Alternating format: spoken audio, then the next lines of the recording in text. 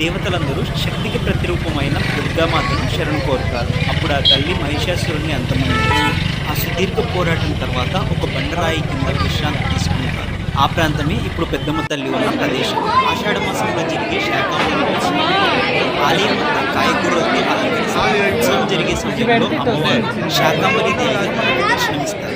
అమ్మవారి గర్భగుడి వెనుక శ్రీ నవశక్తి దేవతల నవమండపం ఉంటుంది. ఈ నవమండప ఆలయాల్లో శ్రీశైలం దసరా ఉత్సవాల్లో భ్రమరాంబ అమ్మవారు దర్శనమిచ్చే 9 రూపాయలను ఇక్కడ దర్శనం చేసుకోవచ్చు. ఏదైనా సమస్య ఉండి ఇక్కడ కోరుకొని ముడుపు పెడితే ఆ సమస్య తీరుతుందని భక్తుల నమ్మకం. మీలో ఎంతమందికి ఈ ఆలయ చరిత్ర తెలుసో కామెంట్ చేయండి.